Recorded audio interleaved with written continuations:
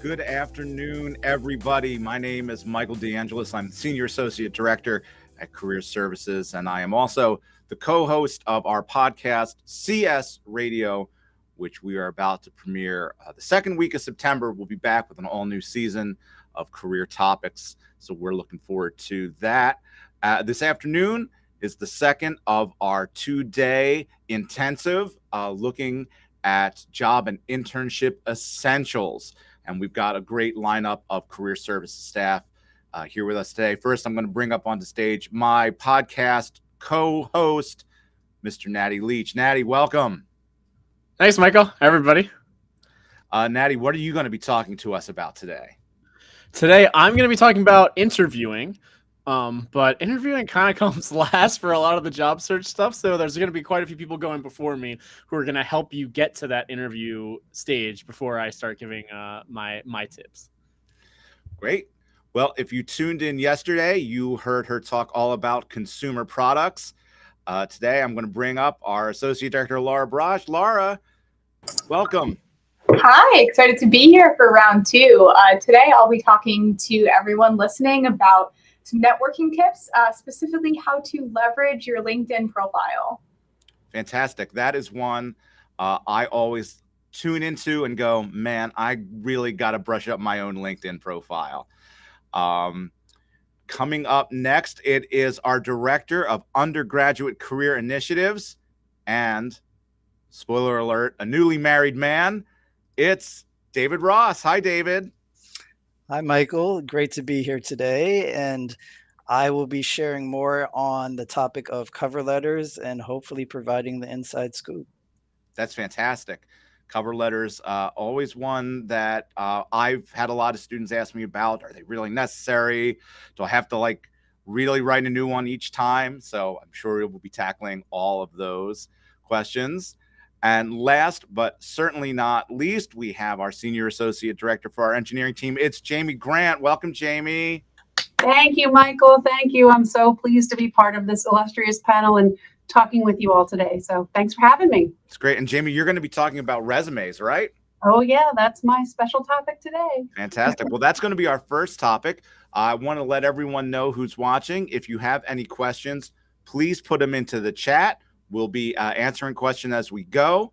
We'll save some time at the end of each section to address questions before we move on. And then, of course, there'll be time at the end for anything that we haven't gotten to or any last-minute questions that you have. So please feel free to dive into the chat. And I'm going to turn things over to Jamie so that she can tell us all there is to know about resumes. Wow, that's a big, tall order for 15 minutes. My goodness.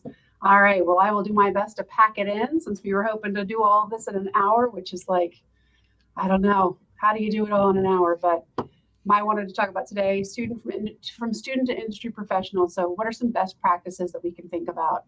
And like we said, we'll race through, but happy to answer questions that come through the chat. So with that, we'll get started. I wanted to cover 3 core things today. Understanding who is your audience. Thinking about, are you communicating effectively, to that audience?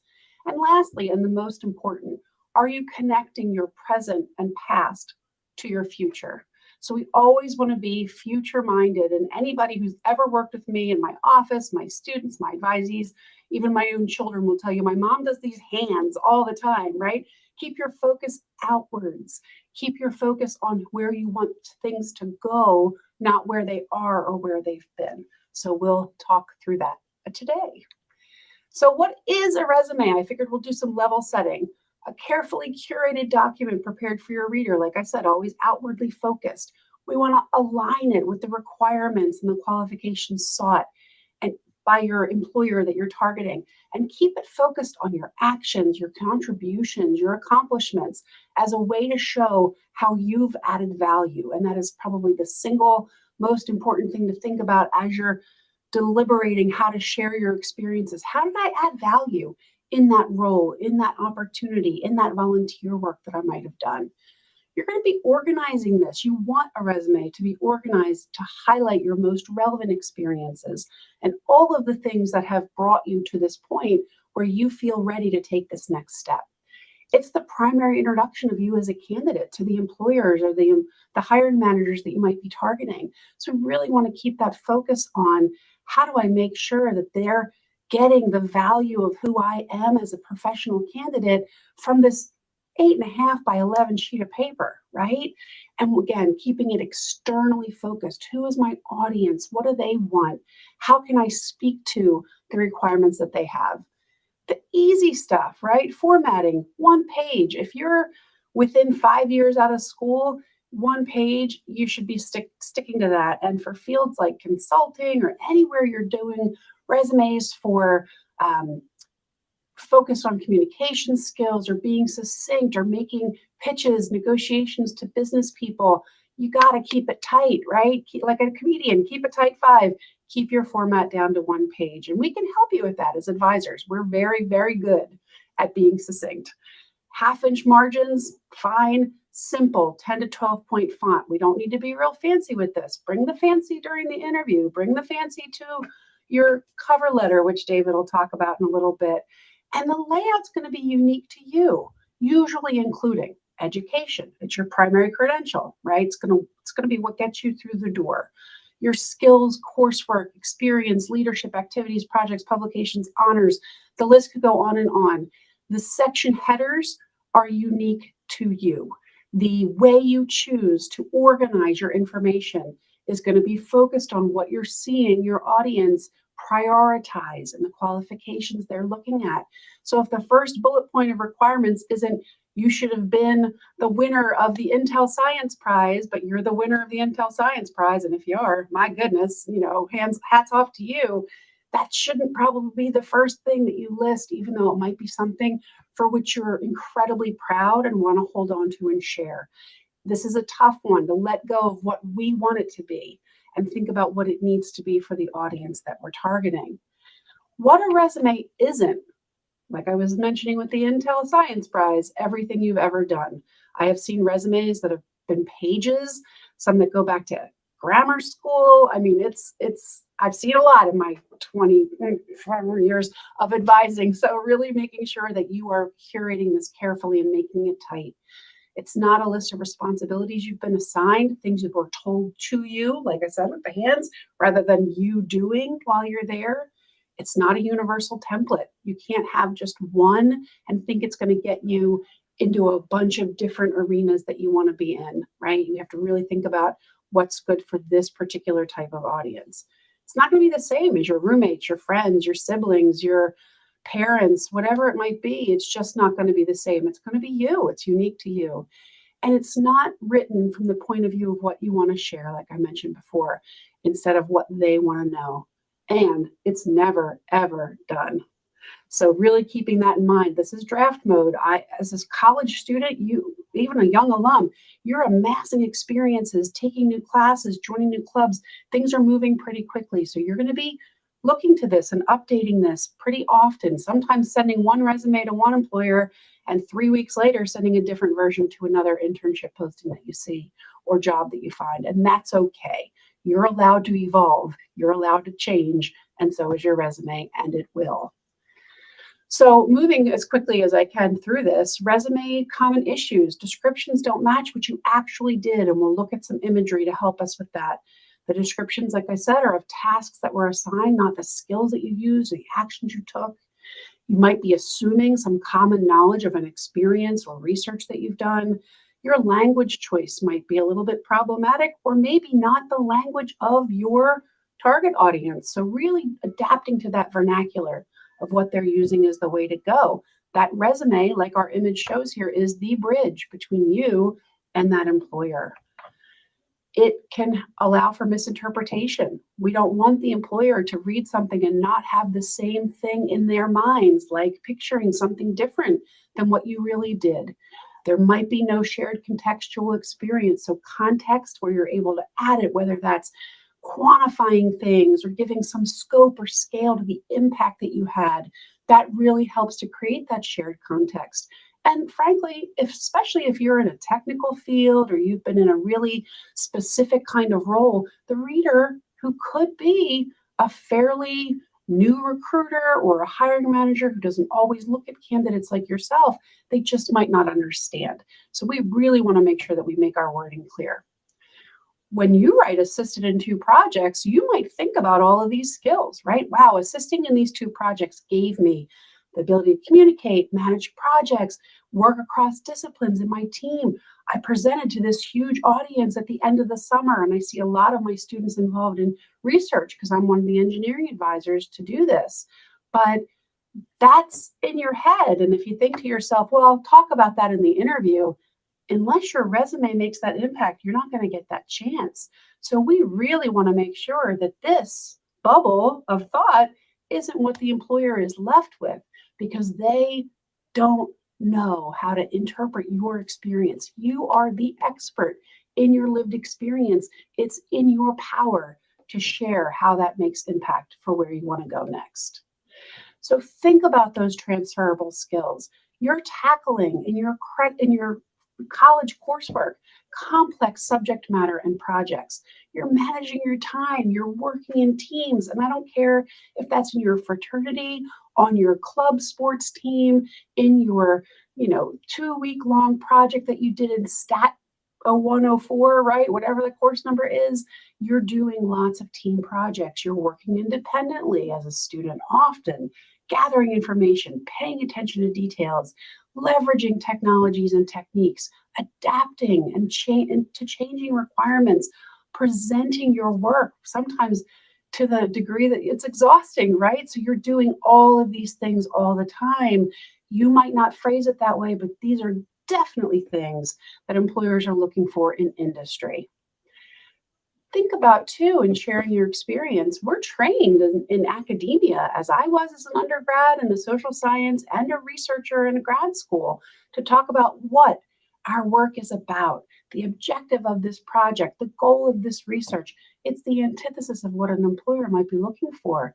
You really want to think about not what my work was, but how I functionally did that work. What actions did I take? What tools did I use? Did I get feedback? Did I build something? Did I leave a piece of my work behind to make the place that I was better?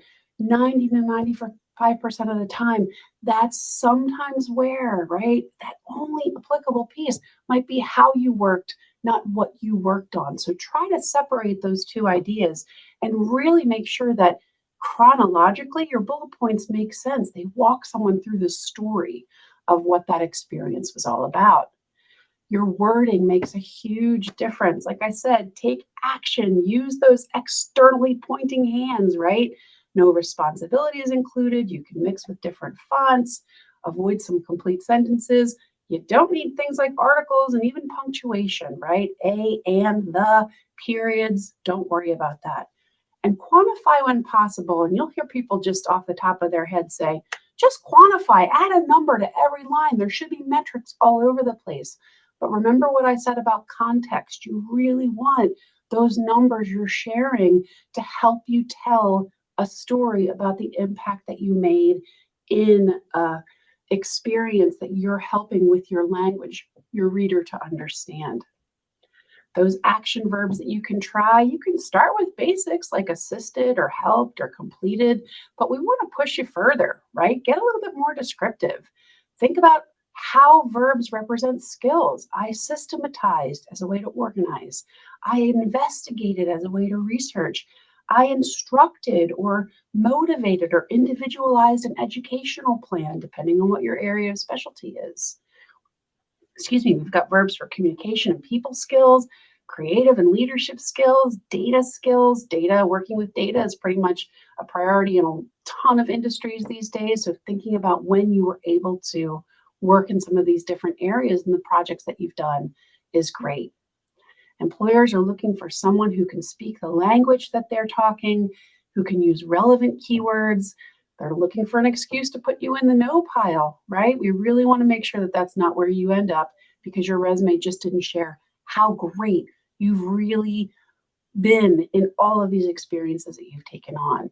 So as an exercise today, and I know this is going to go real quick, but I just wanted to point out how I would do this if I was working with a student one-on-one. Happened to go on LinkedIn, I'm not kidding, 20 minutes ago. literally threw these slides in. Natty can tell you, like, Jamie, get your slides up. I'm like, I'm putting in this posting from LinkedIn. I caught you making this exact slide. You did. So I literally 20 minutes ago snapped this out at a company called Granger. You can see it's a communication and public affairs internship. And so I took the posting and broke it into 3 slides we can look at today. When you're reviewing a job posting, and if you're writing a resume without a job or internship in mind, it's like doing an assignment for a professor who hasn't told you how they're going to grade it. You don't know what the requirements are, so that's why they usually tell you, first section should be this, we're looking for these parameters. That's what a job description is, right? So look at that position detail. Look at the way that they talk about this opportunity, right? You'll contribute to projects, you'll make an impact, you'll present. You're going to gain some pretty strong skills from this experience, which is exactly what we're looking for in most internships that you're going to want to take on. But even more important is what they say about what you'll do. You'll create content. When I look back at my resume and think about my experiences, have I ever created content for internal and external people? Internals like my team, external is my audience, right? Could be my other classmates if it was a course project. It could be my last internship, or it could be my research professor, right? It could be any of those things. You're going to partner with team members. So instead of collaborating, maybe in my resume, I think about using the word partner, right? I'm going to contribute to sessions. I'm going to practice benchmarking and research exercises to ensure the team is meeting the needs of their audience. I'm going to work on a specific project. I'm going to look to, and this is just one example, but I'm going to look to see, am I using the language of my audience? Have I done the things they want me to do before or something similar? And how can I describe it in a very similar way that's going to make traction for me? And this is the requirements list. You'll have, when you think about your organizational structure for your resume, I've got my bachelor's degree, or I'm going to have it in related field. If your school or your program doesn't offer that specific title, that's okay. They've got a GPA cutoff. I should probably include my GPA. They're looking for interpersonal skills and attention to detail and Microsoft Office and social media platforms. So if I was looking for this field, and of course I know how to use Instagram, but I don't have that keyword on my resume, I might not get through the online application system. So it makes sense to start to glean information like this. And you're not going to use one internship or job to inform your choices. You're going to look at a handful of them. But I wanted you to understand the ways in which these pieces of data can help you figure out how best to articulate what you bring to the table, and reference that you're showing off the skill sets that they're looking for. So when we think about applying online, and if I had a dime for every time somebody said to me personally, and I know my colleagues are the same way, I apply online and it's a big black hole and nothing happens, right? That's because you're probably not making it through the online applicant tracking system, right? So we've got a couple tools at Penn you can use. Resume Worded, sometimes it's called Targeted Resume. It reverse engineered the process that you follow when you apply online and allows you to test what your resume will do in performance in comparison with the job that you're considering. The same is true externally for tools like JobScan. Plug it in, see what percent match you are. If you've ever been on a Google search and you've gone past the first page of results, you must be a researcher. Normally we stick with the first few. We want you to be on that first page of matching candidates for the job. And that all ties back to how you're using their language. So I hope in this brief time we've been able to answer, who is your audience? You're thinking about these things. Are you communicating to them effectively and connecting your present and past with what you want your future to be? Ensuring that you share your experiences and accomplishments to reflect the language of your audience. It's a different way to think about things. That external focus is so important, and I really hope that's been helpful for you today. Thank you so much. Thank you, Jamie. We do have at least one very important question from the chat. Will Jamie be signing autographs after the show? Oh, I have a ringer in the audience. That is my dear, darling nephew, Blake. He is a senior, super senior at Clemson. We're so excited for him to get his mechanical engineering degree. And I told him to turn in and get tips from the best people I know in the business. So thanks for being here, Blake. We do have a non-ringer question here.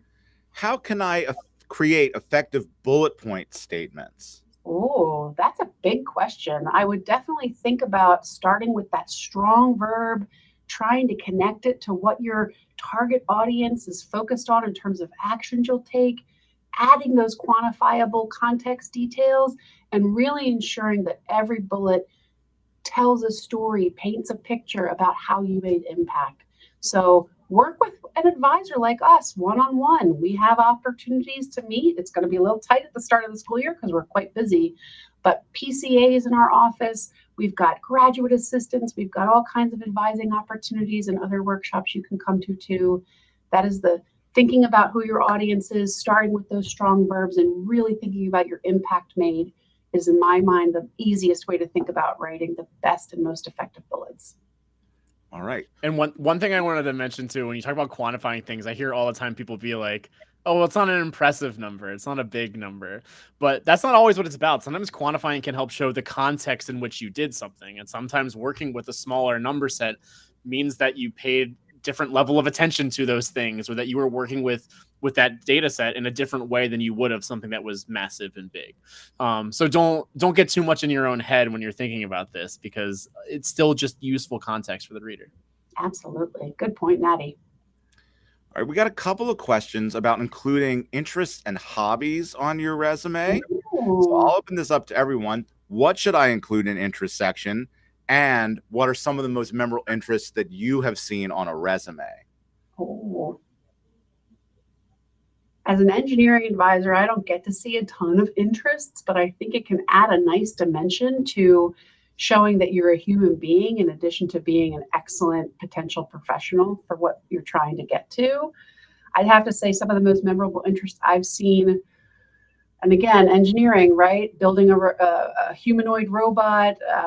Students share the kinds of books they like to read, the fact that they've achieved, million point status in their own special video game they like to play. I had a student who ran the New York City Marathon a couple times and got lots of kudos for training for that. My nephew's done Ironman a couple times. That's a pretty big interest and accomplishment to add to a resume for sure. How about my colleagues? Anybody else have some great interests that they've seen? I'll go.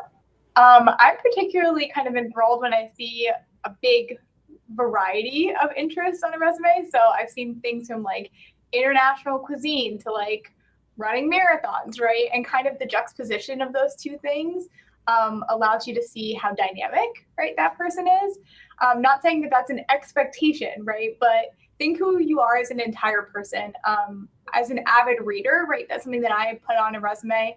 And that doesn't necessarily mean that it's so different from someone else. But, I always love to bring up, the book I'm reading or my favorite author, right, doing an interview. So it can expose different sides of who you are, and it adds more to your story. And it diversifies the chances that someone you're talking to is going to share that interest and Yes. it's going to stand out to them. So I think when you're doing that, it kind of just ups your chances. And some of the ones that I remember, the ones that are just like, oh, that's cool. I really like that too. And an interviewer will do the exact same thing. And then they will remember you a little bit better. You'll feel more at ease when you talk to them because you'll have that shared interest. I talked to a student the other day who put something about video games. I can't remember what. I think it was a specific game company that he likes. And I was like, oh, you playing Baldur's Gate? I just started. And he was like, yeah, it's so good. Or I talked to someone who put like GeoGuessr. Do people know about what GeoGuessr is? Oh, where, yeah. Like, shows you a Google Maps image and you have to guess where in the world you were. And I talked forever with that student about GeoGuessr. He was showing me this guy who can do it in like half a second. He just like looks at it and instantly knows like, oh, I'm in Uruguay. Like he just knows exactly where. Oh, Natty, that's such a good point, Natty. And I don't mean to interrupt you, but that idea that like somebody asks you that question and your eyes light up in an interview or in a career fair where you're handing over that resume, we love seeing people come to life, right? And if you're excited about something, that's a great thing to share. So, yep, who knew it? I thought you meant geocaching, something totally different. That could be a good one to have too. And Natty and I have told this story many times because of the podcast, but our podcast student producer, Sam, had on his resume that his interest was Korean baseball. Sam is not Korean, so it caught me as interesting. And he had just taken it up because it was the only sport that was happening over COVID. They were still playing, and he got very into it and had it on his resume and actually rolled it in to a little bit of a career because ESPN needed people who knew what they were talking about. And he ended up actually doing some commentary for ESPN. And it got me talking to him because it jumped out on his resume. So yeah, I'm a big advocate of having interests on your resumes. Well, thanks everybody. And thanks Jamie for that. And we're going to go right from the resume to the cover letter.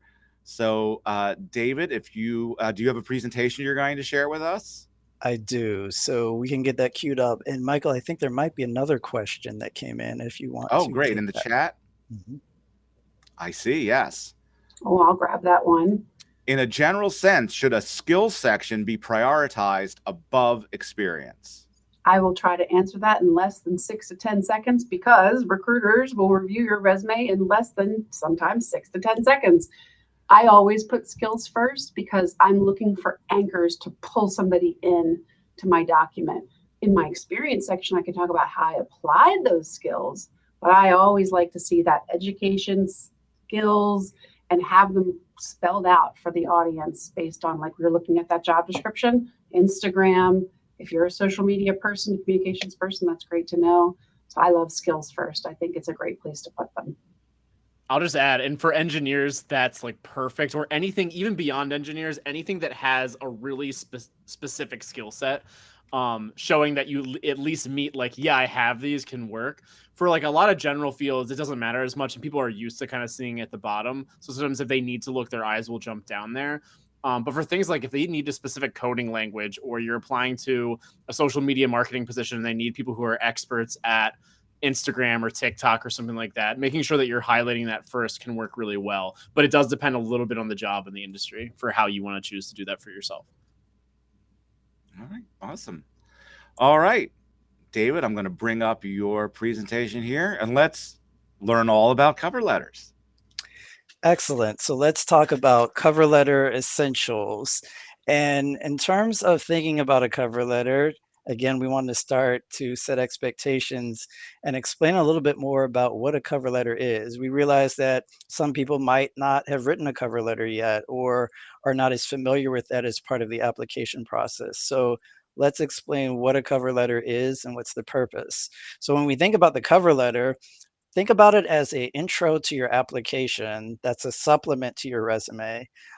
Cover letters typically are a page long. Some might be a little bit shorter. Along with your resume, your cover letter is going to help make that first impression for the employer. So trying to give them a better sense of your background, skills, and interests. It's a summary of who you are, hopefully explains why you're applying to the position, what you'd be able to contribute in the role specifically. But I think a bigger picture way to think of the cover letter is a narrative. So it's really going to emphasize your story and try to connect your previous experiences and hopefully make it clear to the employer why you're a strong candidate for the position. And ultimately, it should be a document that helps employers determine whether or not to select you for an interview. So the next question that typically will come up is, what do employers look for when they review cover letters? So we want to break this down into two parts. First, trying to gauge your interest. So what is drawing you to the opportunity? What's particularly compelling about the industry that the employer is based in? Of all the positions you can apply for, why are you applying for that particular position? And specifically of all the employers you could work for, why that particular company? In addition to that, they want to try to gauge your aptitude. So again, going back to this idea of skills and experiences that you have that would allow you to thrive in this position. let's look at this from a additional perspective to kind of distill more specifically some things that might be on the mind of employers. First, is there a person that can effectively do this job better than the other applicant? So they're really trying to identify who's going to be successful and who can perform the duties and tasks of the job to the best of their abilities.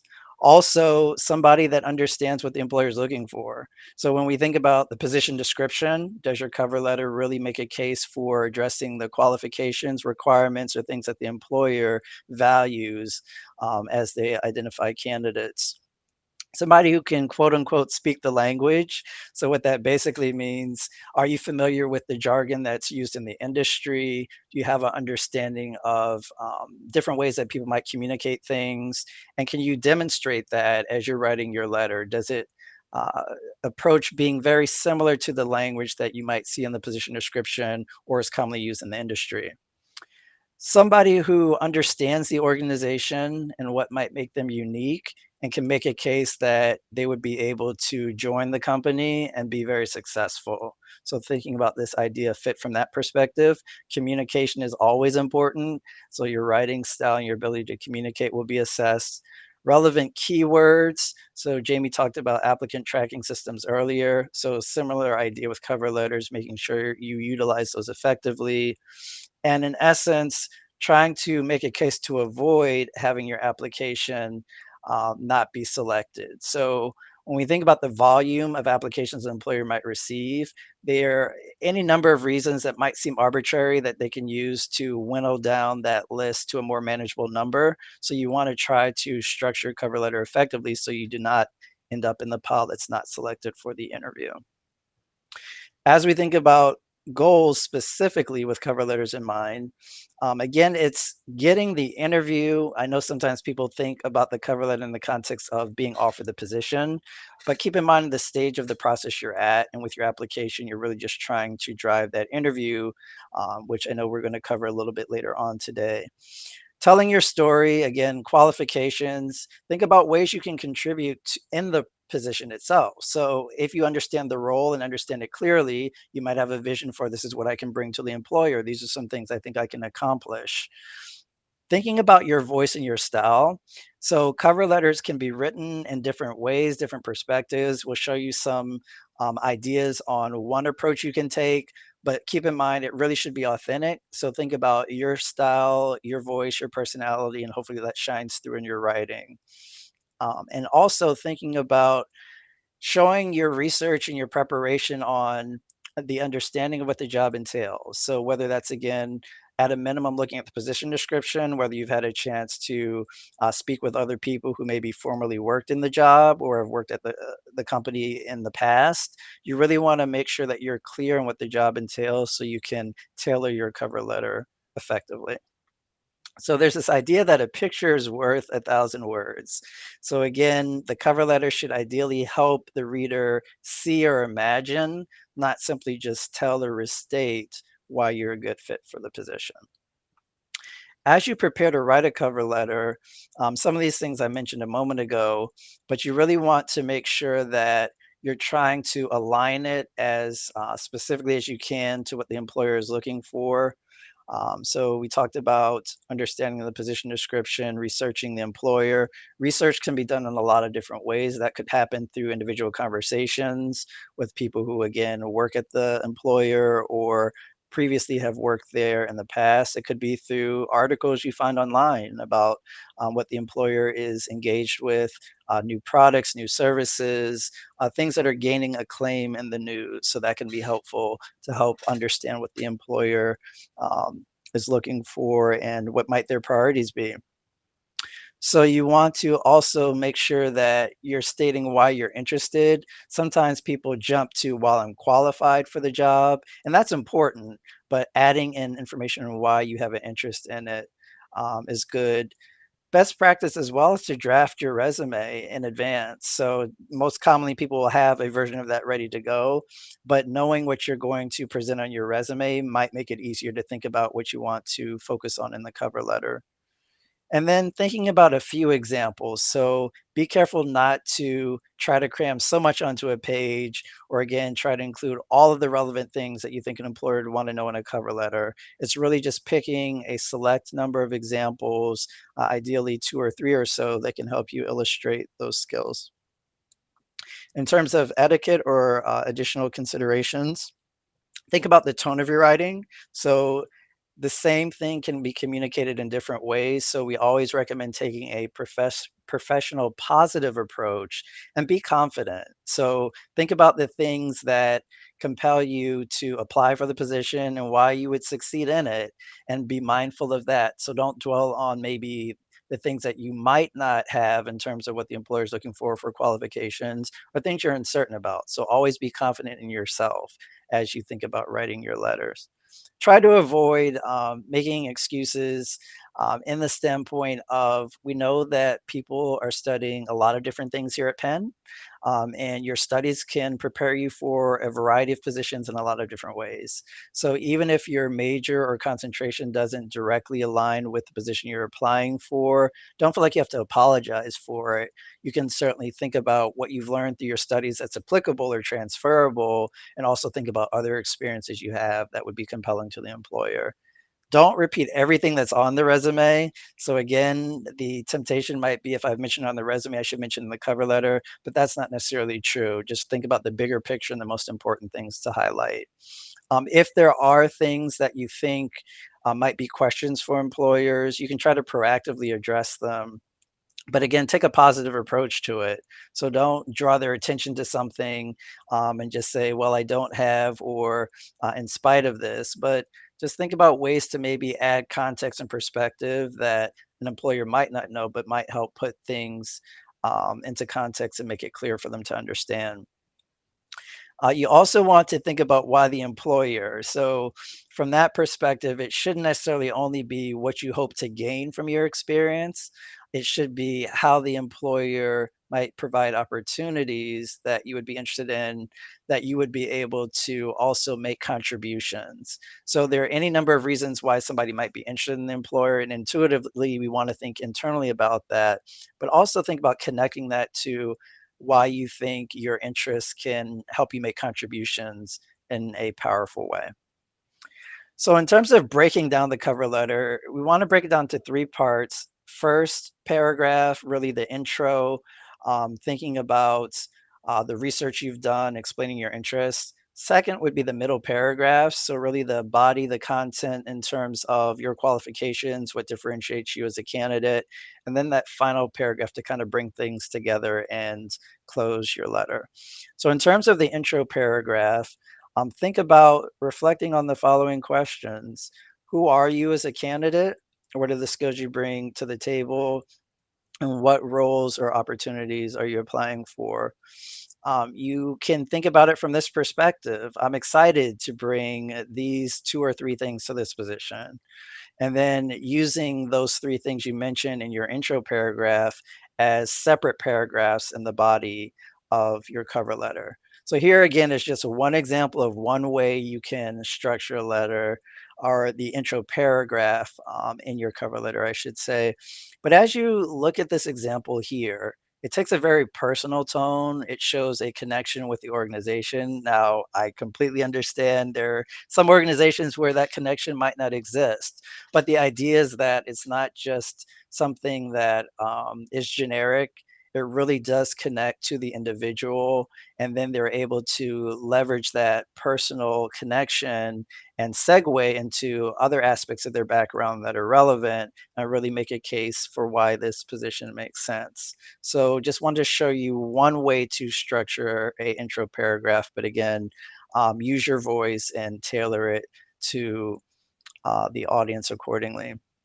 In terms of that middle part of the letter, so it's really important to have a strong opening or topic sentence for each of your subsequent paragraphs. You want to make it clear what the reader should be thinking about and focused on, and what they can expect to follow in the subsequent sentences of those paragraphs. You don't want to try to do too much in a paragraph and have paragraphs that are too lengthy. So we would recommend 1 or 2 examples on how you've used that skill, and as important, showing what the results were. So it's really telling the story in its entirety, not just highlighting the experience you've gained, but making it relevant for the employer to show your history of achieving results.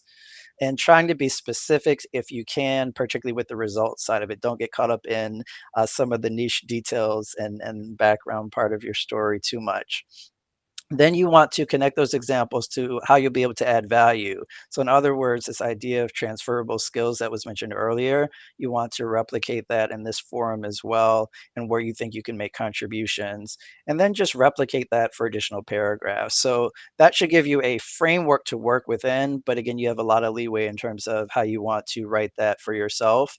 Another approach I just wanted to highlight as well, you can structure your body paragraphs around an experience. So that could be an activity, it could be a previous internship or volunteer experience, research, whatever the case might be.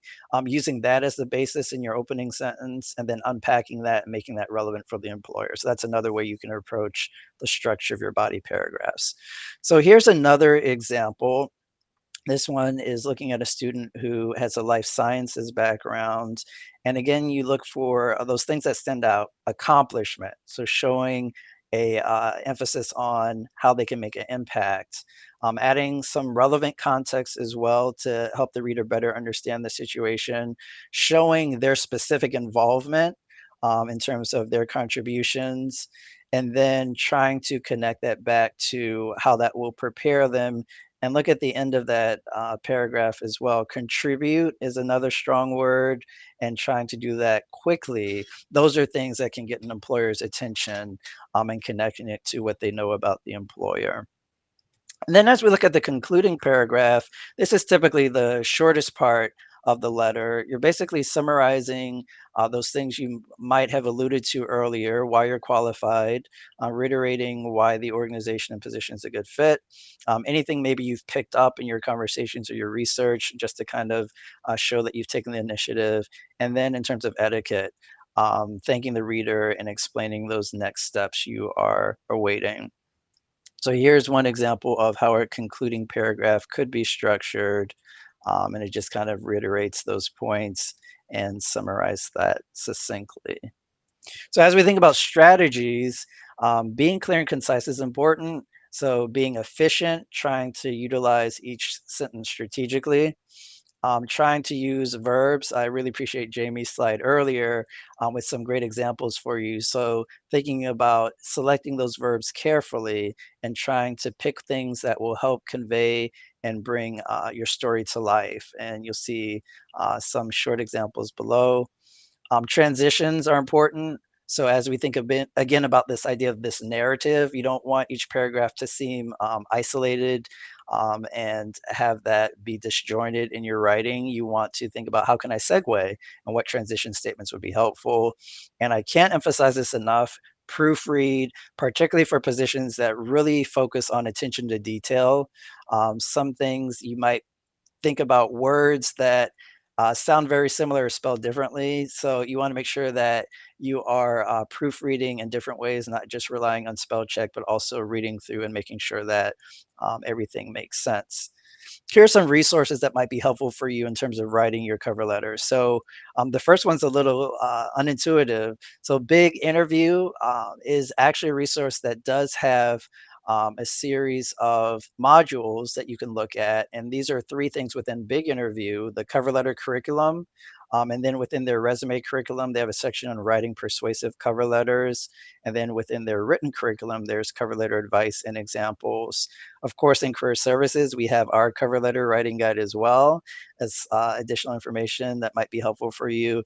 And then there is cover letter advice from the Muse. So that's a outside organization that does a lot of writing and provides information on cover letters and other things pertaining to the job search. So that is all that we have for cover letters.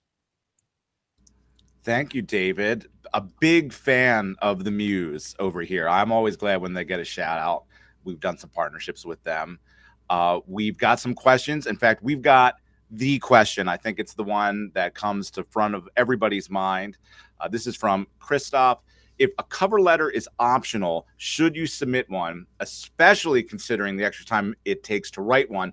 I'm going to put an amendment on that. What if there's no instructions one way or the other about a cover letter? Should I put one in? So Jamie, I saw you waving. I get so excited about this stuff. It's good that I have the job that I do, right? I want to vote 8 out of 10 cats, right? 8 out of 10 cats say yes. Cover letter is definitely something to take on writing. It's different than the resume. It's not a repeat of what you've written so much in the resume itself, so much of what David mentioned, today. It is an opportunity for you to draw those bridges between the resume and the facts of what you've done and what you know to be the connection with where you want to be. You have power to wield in that convincing of the employer that you should be invited for the interview, right? So let that be the way that you show that off and demonstrate your communication skills, which any employer would love to have someone with great communication skills. So that's my vote for sure. David, as the leader of this topic, do you have any thoughts there? So yeah, I generally echo what Jamie has said. My thought is, if it's optional, it's an opportunity to really make a case for why you're really excited about the opportunity. And when you think about the resume is going to tell the employer some aspects of your background, but in a competitive pool where there might be other candidates that have other compelling reasons for hire, it gives you a chance to make a case to get the interview. And I think that having a chance to make a case for yourself in multiple ways is very valuable. So it doesn't always lead to the outcome that students hope, but when you have that chance, particularly if you're really interested in the opportunity, I think it's worth taking. The only thing I'll add that I think you were kind of hinting at, Michael, when you said with the addendum is if there's no space, there's nowhere that says that they want a cover letter in the application, there's not somewhere to post it. It could be a risk to add it because they may think you're not following instructions. So while I agree, I think almost all the time, if it's optional and you have the ability to upload it, it's a risk worth taking because it's a bigger risk not to upload it and miss out on the opportunity to highlight all the things that David and Jamie were just saying. But if they don't have anywhere to put it and you're just shoving it in, maybe you're like attaching it to your resume somewhere, like trying to fit it in where it doesn't belong, then they might be like, what is this person doing? We asked explicitly for these things and they're not following instructions, which could reflect poorly on you too.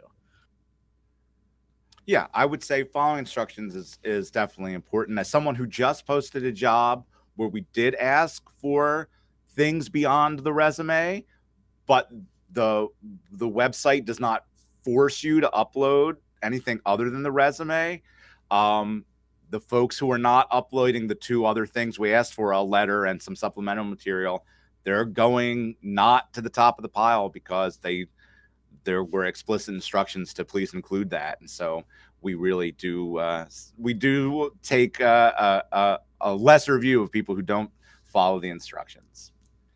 All right. Well, if you have any other questions about cover letters, go ahead, put them into the chat. We will either bring them up at the end or we'll answer them in the chat for you. But in the meantime, Laura's going to tell us all about LinkedIn. All right. Well, guys, I'm going third today, so moving up in the world. We tried to structure the sessions today in an order that would make sense, right, for you. So starting off with your resume, your cover letter, then how can I leverage like my networking journey by use of LinkedIn? And then finally, I've reached out to all my contacts and I've gotten the job. Well, I would say that networking is kind of an ongoing journey, right? At the same time you're constructing your resume or thinking about your interests, right? You want to make sure you're leveraging your LinkedIn profile, right? You're reaching out to people in the industry. So this can really take place at the very start, and it should, right? So even if you're an incoming freshman or sophomore, right, that's unsure of what they want to do, by making sure your LinkedIn profile specifically, as I'm going to talk about today, but other networking opportunities are being utilized effectively. When you do have that ask, when you are applying for that job, right, you've already established connections with people in the field. So why is LinkedIn important, right? I think we can kind of go back and forth a little bit here. Like, is LinkedIn really just repetitive from what's on my resume? Like, why do I need to have this visual format when I've already spent all this time editing, updating, strengthening my resume? Well, one, because it just visually looks cooler, right? So sometimes when you have that preference on your resume to go right to the LinkedIn profile, I've taken that before to see how you lay out your information visually, to make it understandable and maybe digestible in a format, for recruiters or for people that you want to network with, right? You're also just joining the largest professional online network that there is, right? So that should be enough for you right off the bat to get your LinkedIn profile up and running, right? You want to reach out to someone in an industry you're interested in, you're going to find them on LinkedIn, right?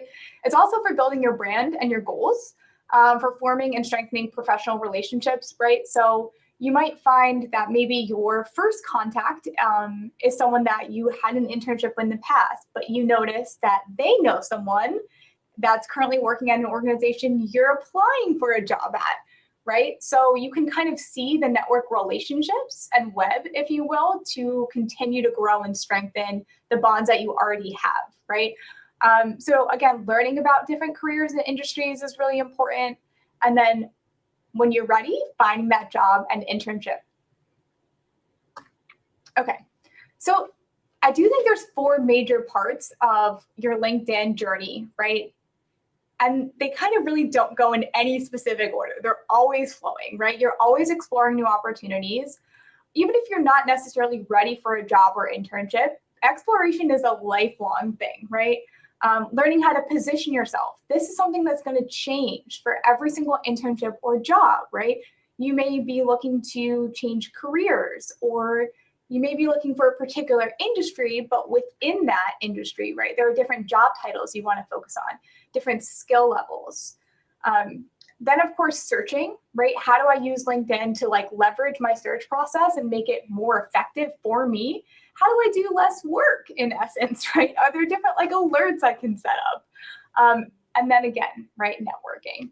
And specifically today, I want to zero in on one of those, right, which is going to be positioning. So keywords, right? What are keywords? Why do they matter, right? We talked a lot about what keywords are in a resume, and in a similar format, right?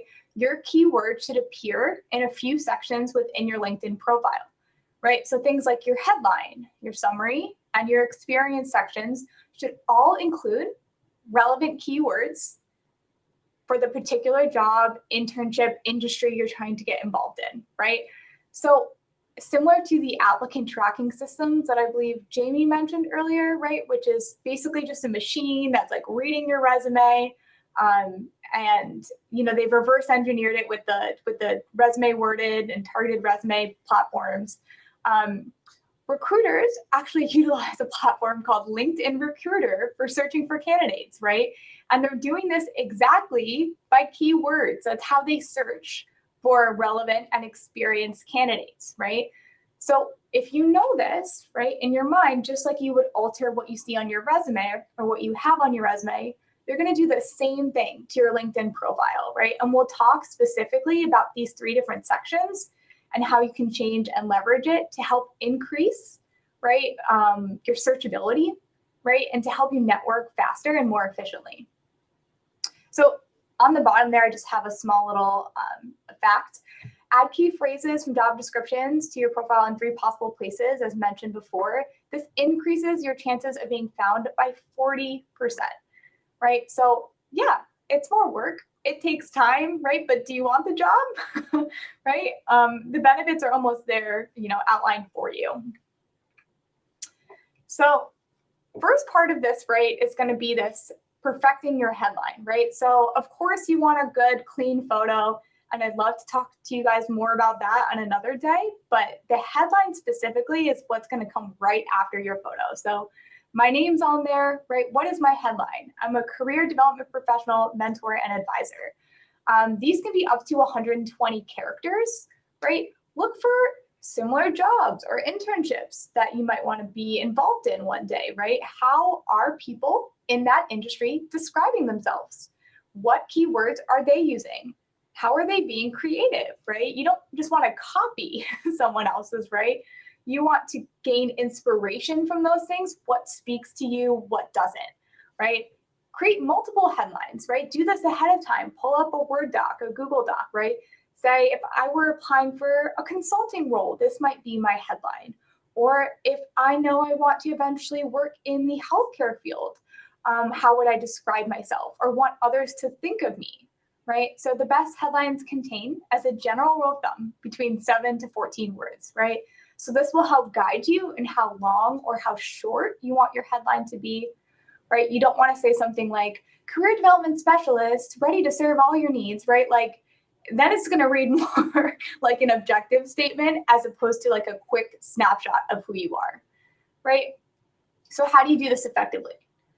Say you find an internship online, or you're trying to network with people in the field, right, that have this job title of Chief Operating Officer, okay? Currently, your headline might say something like Senior Executive helping startups grow, but you're missing any and all, right, of the keywords of the job or internship to which you're trying to apply for, right? So it's really that simple. Use those keywords, right, in the job title or internship title and figure out how to seamlessly incorporate them into your headline, right? This is just one place you can do it. It's not like it's 100% necessary to have it here, as well as your summary, as well as your experiences. But I think what it does is it optimizes how searchable you are in those results, and it shows that you've done your research. So to sum it up, right, what is your LinkedIn summary, right? It is this long kind of about you profile section, right, where some people talk in the third person. Some people just give this long list of accolades, a review of all their education. And I would say that's probably not the most effective way of using the about summary section, right? So you have 2,000 characters to emphasize a few things, right? You want to emphasize through examples that make you relatable to the position and show the impact you made in your previous roles or academic career, right? So specifically, and I know this is really hard to read, it's very small on the screen, but Desiree talks about her communication skills, right? That emphasize why she's a great recruiter. But she doesn't just say, in my relationship or in my previous roles, I communicated with 2 to 3 people in a series of different groups, right? She kind of weaves this through her personal and professional life. And this allows her to highlight her ability to problem solve for clients, right, in kind of a unique perspective. It makes you want to keep reading, right? So when you have the space and time to do this, right, and we talked a lot about objective statements, this could be the area where you truly optimize what you want people to know about you, and you can do it in a way that reflects who you are and what your values are. All right, so I also think it was Jamie that mentioned the jobscan.co, but I just want to reiterate how vital this is. Just as you want your resume to be fully optimized for the position in which you're applying, you want your LinkedIn profile to be. And you may be doing a great job, or you may think you're doing a great job forming that connection, but this is really a good way to check to make sure that you're kind of hitting the percentage of match that you want. All right. Generally 80% and above between the job scan percentage and the match that you want your internship to have or job to have shows a pretty good relationship between what you have on your profile and what the internship is expecting of you. I think we have some questions in the chat. Do you want to address those now, or? Yeah, absolutely. I don't think we've got any LinkedIn specific questions at the moment. We've got some, let me get that back. We do have a follow-up question on cover letters that we can swing back to. If asked to upload a cover letter and a resume, should both be in a single PDF document or in separate PDF documents? I would say it depends, right? Would depend on the format that they're asking for. Is there a slot to upload them separately? If not, putting together? Are you sending them over email? I don't think there's a right or wrong answer here. Anybody disagree? I was the one who wrote this in the chat, but I would lean towards separate documents unless it's like explicitly asking we want both. And then when you go to upload it, it says, oh, max one document or something like that. I think most of the time separating them out is better. But there is some contextual stuff like you just mentioned to think about. I would separate them out. Just make sure that your full name and contact info is on both documents in case they ever get separated in the ether somewhere. And look at them before you submit, just to make sure they're showing just the way you want them to. And just tying back into Laura's great presentation, I mentioned it in the chat, but Career Services now has a professional headshot booth. You can come get a new photo for your LinkedIn. It's totally free. It's first come, first serve. We do occasionally book it for larger groups, but come on by. Any student is welcome to come use it. Any member of the Penn community is welcome to come use it during our normal office hours, which is Monday through Friday, 9 to 5. So if you do have any questions about LinkedIn or networking, go ahead, put them in the chat. But I'm going to turn things over to Natty. Natty, you're going to talk to us about interviewing. And I guess my question for you, Natty, is why do you think you're the best person to talk about interviewing? I'm trying to think. Has Michael been in any of the interviews that I have to do at Career Services? I don't think you have, actually. I don't think I was. I certainly wasn't in the one where we hired you, because I would have put a stop to that right away. I was going to say David and Jamie might be better to ask because I think that they interviewed me originally. But hopefully, Now, even if that interview it didn't go that You're well. one cool cat. I'll give you that. I just try to, and that's one of my tips generally is like, I think it's better to err on being casual and conversational in an interview than it is over formalizing, because you're usually just going to stress yourself out and then not show your personality. And half the time when they're interviewing you, they're trying to figure out, is this someone I want to work with? Do I want to have this person as a coworker? Yeah, absolutely. So I do think that's a great point overall to think about how you think about yourself in that space. All right. Well, let's learn all there is to learn about interviewing. Yeah, let's go. And I'll try to be a little fast here, but and again, folks, feel free to throw your questions in the chat, and we'll have some time at the end to talk about interviewing and all the other topics we covered today. But co-panelists, be ready. I'm coming for you. I have some things to get you in here. But I wanted to start out, like, Laura mentioned this, we kind of set things up to be a little bit similar to how you would be thinking about an application. Although I think her point was good. Networking could be before you apply, as you're applying, after you've applied, before you interview, after you interview. That kind of like goes throughout, and LinkedIn is all a part of that. But I did want to highlight, you're going to see different types of interviews depending on what part of the process you're at. So most of the time you're going to start by obviously applying, which could take a couple weeks. That bumped out weird. But the first round of an interview is usually a screener to gauge your interest. They really just want to make sure, is this the right person we want to talk to further? And that could come in the form of just a phone call with a recruiter, or it could come in the form of a hire view, or some like asynchronous recording where you're going to sit down in front of a camera and record your thoughts. And it's important to think about how you want to phrase or address some of the things that are key to who you are as a candidate in that setting versus the next setting, which is a little bit more detailed. A lot of times when you're doing a screener, you may not have even the easy feedback of someone smiling at you and nodding their head or something. And that can completely change how you feel about what you're saying in the moment. So something we'll talk about in a second is the importance of thinking through your pitch and what's really key to who you are that you want to get across in an interview. And that's particularly important for that first round. The second round, and there might be more than 2 rounds, so I put that plus there. It could be a one-on-one session with someone. It could be a panel. When I interviewed for Career Services, I was just alluding to this. I came in and there were about 10 people sitting around the big table in our conference room that I interviewed with all at once. It could be a super day or an interview day where there are other candidates around you that you're almost competing against, and maybe you even have a group interview that comes up. So there's a lot of different settings that you'll see that come up. that you might be faced with depending on how far you go through the process.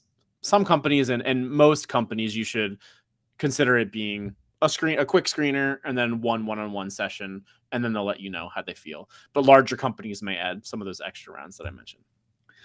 So some of the essential prep work to do before you actually start interviewing is I would reread the job description. It might have been a while. I think all the things that Jamie in particular was highlighting for how you hopefully wrote your resume also come into play for how you should be thinking about your interview. When you're rereading that job description, think about who they want or what type of skills are really important for this role. That should help you then also think through what you want to talk about, what might come up in the conversation. It might help you think through the questions that they're going to ask you.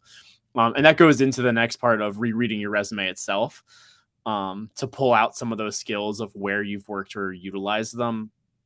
The thing that I always think is crazy when I'm doing mock interviews is when I ask a student a question that I'm looking at a resume and I see like, oh, that's interesting. They did this thing that's kind of relevant. Let me ask them about this. And they freeze up and they're like, oh man, I haven't thought about that in a while. Let me have a second. That's really weird to me because you should be prepared to talk about the things that you've done.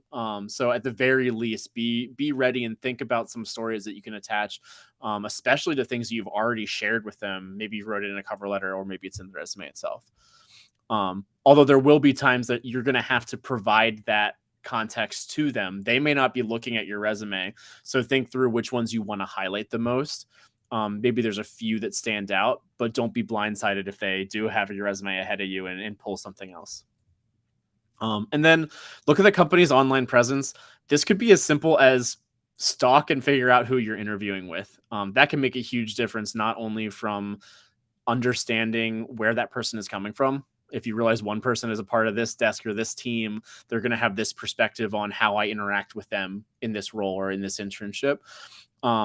It could be as simple as just knowing how to pronounce their name or feeling more comfortable because you know that background. Or even beyond to the more company specific stuff. Maybe there's a particular deal they worked on, or they just shared a particular campaign on their social media that they're probably pretty excited about, which could be a good thing to highlight to show that you've kind of done your homework. So this is where I'm going to throw it all to you all. Does anyone want to share the hardest interview question they ever had to answer in their own lives? I mean, all of us have done interviews for ourselves. Does anything stand out to anyone here? Yes. All right, Jamie, what is it? Let's go. Our old director used to ask us the question, what do you think are the most significant issues affecting our students from now and through the next 20 years? So working in higher ed and being able to demonstrate that you had that real tie-in to what was happening in the industry was something front of mind for her. And she was one of the smartest people I've ever met. Pat, we love you, Pat. So that was probably a really, really tough one. And they're not always that tough. Sometimes the tough one is tell me about yourself. What do I say? Yep. Sometimes they're tough and you know they're coming. Pat asked me that one too, and that was tough for me as well, where I was like, man, especially for me, because I was coming from like an adjacent area. I was doing pre-health advising, which I think had a lot of the similar transferable skills that we've talked about earlier today, that I was feeling pretty confident about that, but I didn't necessarily feel like an expert on any particular industry or field. So when she asked that question, I was like, oh, let me go from what I know in the news or what I've seen online about some things. Yeah, so that can be challenging. Anyone else want to come to mind? I know we have one on our website, which is really hard for students in our interviewing guide. What would your worst enemy say about you, or how would they describe you? Yeah, I do think, while this is not a popular question among the general poll that I've taken from students experiencing interviews, I think it's fun to think about, right? Because it's not necessarily meant to be a trick question, right? It's not meant to be like, what is your greatest weakness, right? Which is not really a trick. It's just how you kind of explain it. Right. And then you provide some evidence of how you're like combating that weakness, or why you think maybe your enemy would describe you in that way, but how you view yourself differently. Right. So I think that sometimes the hardest part can be uncovering the strategy behind answering these questions without like dismissing the question itself, right? People are going to have opinions about you. You're going to have weaknesses, and that's fine, right? Identify it and then tell me how you combat it. Notice that not everyone's your friend, right? But maybe describe your viewpoint on a situation, right? That's a good one. Anyone else before we move on? Have a pressing one? I'll share mine. Wait, I forgot it already. Oh, one of the ones I had was at Temple. That was basically my first big job out of undergrad, full-time position. And the question was, what was the best advice you've ever received, and what was the best advice you've ever given? And that time I wasn't an advisor in any sort of way, so I was like, oh man, I don't let me think through this. But upon reflection, I was like, I probably should have thought about, like, that's something that I can understand coming up, even though it wasn't a question that I was necessarily prepared for. I think many of us, though, would say that if we knew one of those types of questions that we just said was coming, we probably could have prepared for it, right? Like, if you know what the question is, you can think through it. And I think a lot of people think about interviews that way. What are the questions? What can I prepare? And I'll get ready for it. So because of that, I have the definitive list, secret list just for you all of interview questions that you need to know about. And we'll start out with some of the basics, like tell me about yourself and walk me through your resume. There's just a few here of questions that you really need to prepare for. And it actually ends up getting kind of crazy if you start thinking about too many questions too fast. Because a point that I always like to make with people is you actually can't. You can't prepare for every single question they're going to throw you. One of the reasons for that is there's going to be so many questions that are phrased just slightly differently enough that you'll realize the thing you thought you were going to say in that moment is going to be completely different because you're going to need to take a little bit of a pivot or a little spin on it. So I would, as much as possible, recommend avoid thinking like you need to know the answer to these questions and think instead about the types of questions or the types of things you want to share. That could be something that's more introductory in how you're kind of setting yourself up, where it's a tell me about yourself or walk me through your resume. It could be your qualities.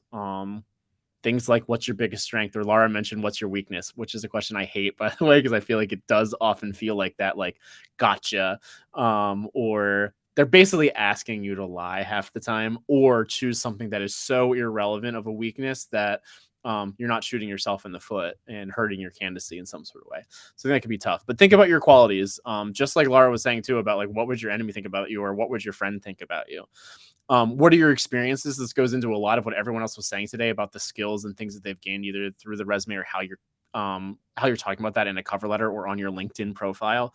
You could get really good language that probably you've already written in your cover letter or on your LinkedIn profile that you can draw from that. Could be academic. There might be things that they'll ask you about your program. Hey, what's a class that you're really excited to take this semester? Trying to see some of your background there. Or it could be job specific. And this is where I do think it can be helpful to look at some questions. Look online. We have some resources of samples, but there might be some specific types of questions that are just so narrow for that industry that it's worth thinking through that maybe you haven't thought through yet. It could be something like if you're applying to a bank or in finance, they may ask you something related to markets or something like how do you stay up to date on the markets could be a question, right? Something that's a little bit specific for one area, and then thinking through how you would address or talk about your knowledge for that specific field. But at the end of the day, you really should be thinking of yourself as a storyteller so that you can go through in each of these questions, hopefully in somewhat of a casual way, give people an example of who you are, what you've done, what you've accomplished, and how you reflect upon those things as well. And one way, actually, before we do that, all right, everyone, all my career services people, shout out. What is this? Why do I have these images here? Elevator pitch. Elevator pitch. Yes. We love an elevator pitch.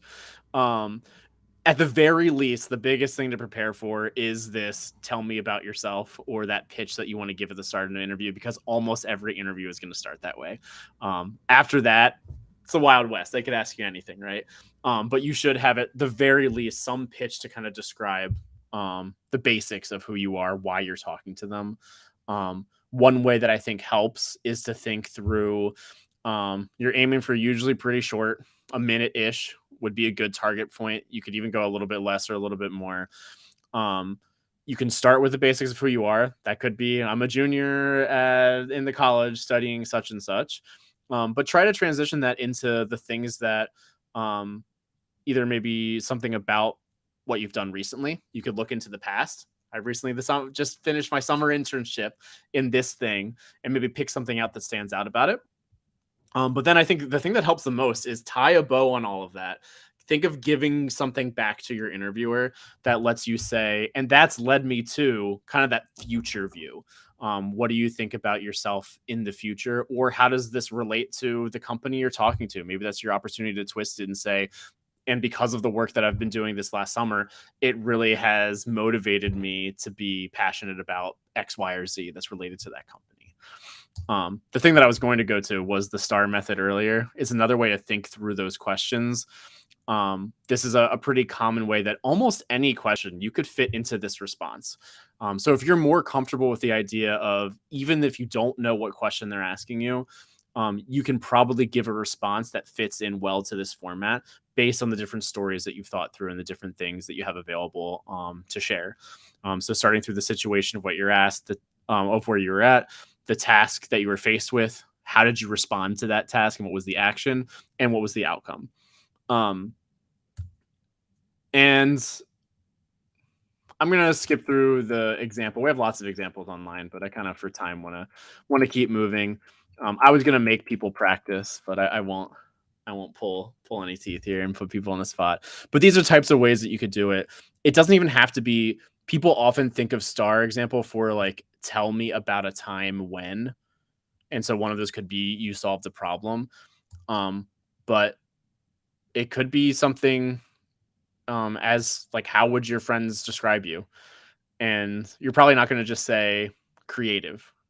A better answer would still set the stage for why they think you're creative and show an example of how they've seen you be creative, and what that's led to in terms of your relationship with your friends. They rely upon you because of that creativity to do X, Y, or Z. So even when a question is not necessarily set up, you can usually have a more detailed and descriptive answer if you're fitting it into STAR. Jamie recently shared something I hadn't heard of called Carl, which is basically a spin on STAR. I actually kind of like this one.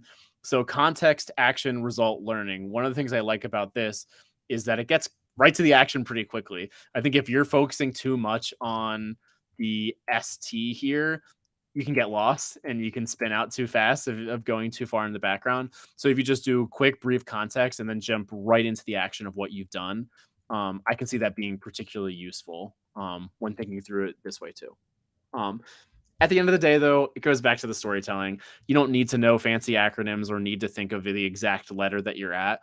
As long as you can tell an effective story that shows you in action and allows you to be reflective upon what you've learned or what you've done in the past, you're going to really stand out in an interview.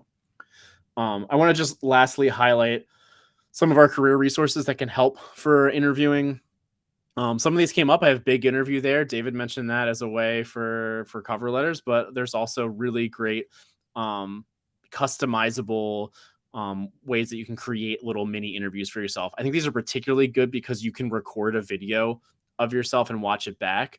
A lot of times you don't notice. I just said, you don't notice how many times you say, or how distracting you are with your hands. Like maybe you're doing this. The thing I noticed about myself was I swivel a lot if I'm in a swivel chair.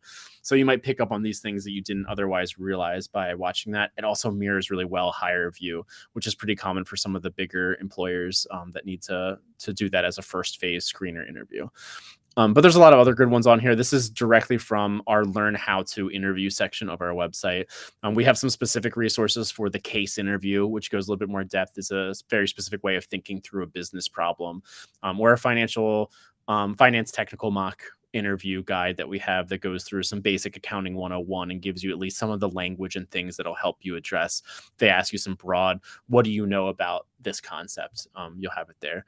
And Exponent, I really like too. We looked at Exponent a little bit closer earlier today as a staff, but that has great resources for tech and product management type interviews, is really useful as well. And then I'll just say at the end of the interview, ask questions. You are also interviewing them. Don't forget that, and send a thank you. But thinking through some key questions to ask who you're talking to is a good way to stand out that you've done your research and that you're invested in the role. So think through what some of those questions might be. And with that, I will pass it over to your questions, or if anyone on our panel wanted to share anything that they had on themselves to add. I'll just jump in with a quick thought. As we think about this idea of interviewing, sometimes when you're in an interview setting, you might try to read the interviewer and feed off of the interviewer. And in some cases, the interviewer might be fairly stoic or difficult to read. So, one piece of advice I would recommend for people is just being yourself. Being authentic and trying not to read too much into if an interviewer is not giving you a lot of nonverbal cues or seems disinterested. In some cases, they do that as a test. So, really just focusing on what you're there to communicate, being positive and upbeat as possible.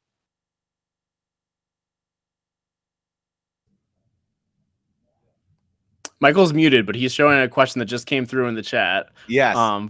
Go ahead. How to answer best the question, why did you leave your previous company? What should I highlight when I'm asked that? It's a great and potentially complicated question.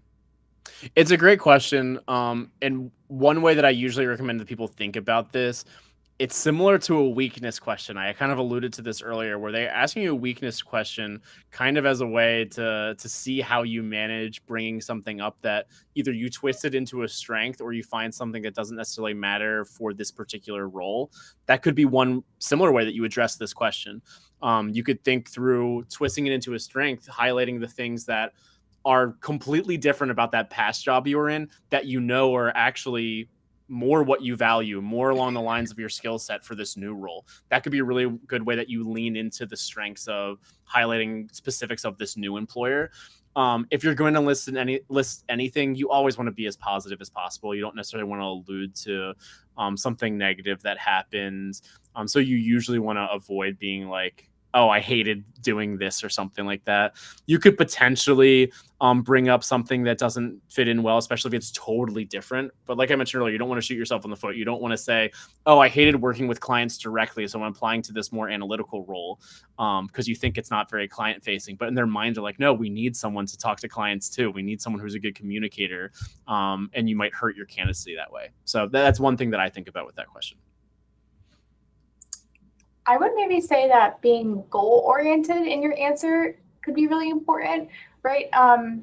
Not that you're not addressing why did you leave the previous company, but focusing more on, as I move forward through my career, there's different parts of my skill set that I want to continue to hone. This opportunity, like Natty said, allows me to do that, right?